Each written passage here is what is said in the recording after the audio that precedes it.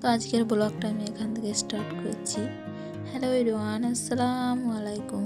তোমরা সবাই কেমন আছো? আশা করি সবাই ভালো আছো। আলহামদুলিল্লাহ, আমরাও সব ভালো আছি। আবারও একটি নতুন দিনে নতুন সকালে ব্লগ নিয়ে হাজির হয়ে গেছি। তো এদিকে দেখো, প্রথমেই আমি গ্যাসটা মুছে নিলাম। রাতে একটু ক্লিন করা থাকে, তবু সকালে যেহেতু কোনো পোকামাকড় কি কোনো আরশোলা হয়তো যাতায়াত করেছে কিনা জানি না, তো প্রথমে আমি গ্যাসটা একটু হালকা করে মুছে নিলাম। তো তারপর আমি এদিকে চা বসিয়ে দিয়েছি। তো এদিকে আমি চিনিও দেওয়া হয়ে গেলো, চাও দিয়ে দিয়েছি। তো আমার চাটা কিছুক্ষণ হোক, যেহেতু দুধ চা একটু না কালার এলে দেখবে ভালো লাগে না। তো এদিকে আমার দুধ চাটা হতে থাকুক। তো কিছুক্ষণ পর দেখো আমার চাটা একটু কালার চলে এসেছে। তো এদিকে আমি চাও ছেঁকে নিয়েছি, তো ওটা দেখালাম না। তো তারপর আমি কাপে 2 কাপ চা নিয়ে নিয়েছি, আর এদিকে বিস্কুট নিয়ে নিয়েছি। আজকে চা বিস্কুট দিয়ে সকালের নাস্তাটা সেরে নেবো। তো আজকে একটু পিঠে বানাবো, তো তাই জন্য সকালে চা আর বিস্কুট দিয়ে নাস্তাটা সেরে নিই। তো এদিকে মা চুলো ধরিয়ে দিয়েছে, তো দিয়ে কড়াই গরম পানি বসিয়ে দিয়েছে। তো গরম পানিটা যখন ফুটছে, তো তখন একটু সামান্য পরিমাণে স্বাদ মতো একটু নুন দিয়ে আটাটা ঢেলে দিয়ে নাড়িয়ে চাড়িয়ে নিয়ে দেখো নামিয়ে নিচ্ছি।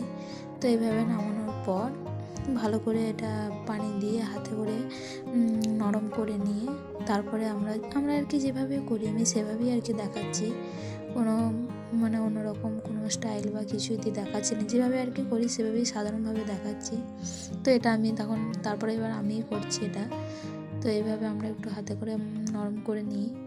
তো মালিশ দেওয়ার পর ছোটো ছোটো করে কুচি করে কেটে, তো হাতে করে যেভাবে আর কি যে যেরকম করে, এটাকেও তো ভাপা পিঠেও বলে, অনেকজন অনেক ধরনের নাম বলে। তো আমাদের দিকেও একটা নাম বলে, তো সেটা বললাম না, আমরা ভাপা পিঠেই বলছি। তো এইভাবে গোল গোল গুটি করে ছোটো ছোটো করে গুটি করে তাতে যে যেরকম নারকেলের পুরও দেয়, কেউ মাখাও দেয়। আমরা মাখাই দিই, নারকেলের পুর দিই না।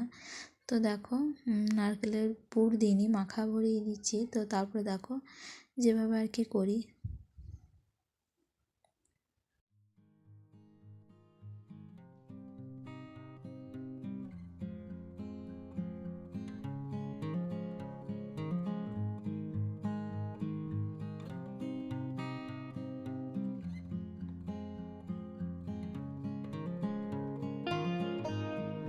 তো আমি প্রথমেই পিঠাটা বানাচ্ছি, মা বলে বলে দিচ্ছিলো, আমি বানাচ্ছিলাম। তো দেখো জানি না, তো মা বলেছি কিন্তু খুবই ভালো হয়েছে, প্রথমবার বানাচ্ছি। তো মা বলে বলে দিচ্ছিলো, আমি করার চেষ্টা করছিলাম।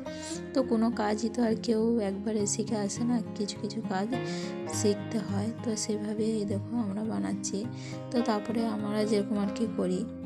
তো এদিকে আবারও কড়াইয়ে গরম পানি বসিয়ে দিয়েছি। তো পানিটা যখন গরম হয়ে যায়, তখন আস্তে আস্তে দেখো এগুলো ঠিক সেই যেরকম আর কি ভাসা ভাসা টাইপের হয়ে যাবে, প্রত্যেকটি দেখো ভেসে যাবে। তো ভেসে যাওয়ার পর আবারও ঠান্ডা পানিতে দিয়ে ঠান্ডা করার পর তারপর আমরা তুলে নিই। তো এইভাবেই এই পিঠেটা আমাদের বানায়।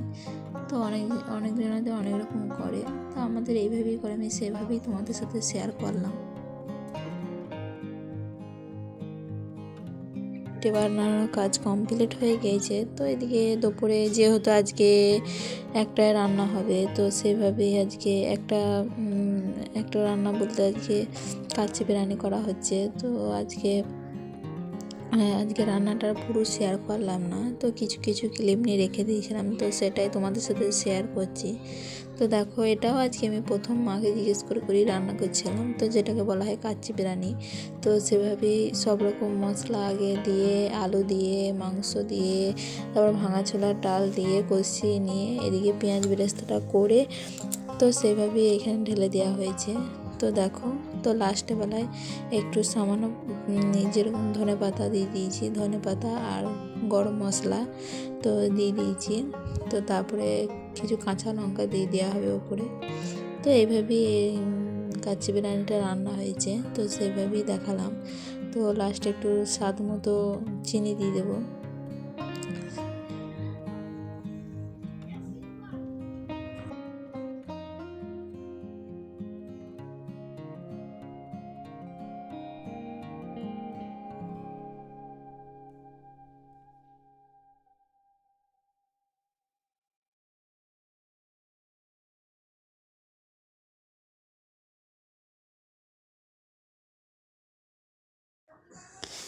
তো তারপরে দেখো আমার ভাতের কালারটা কীরকম এসেছে।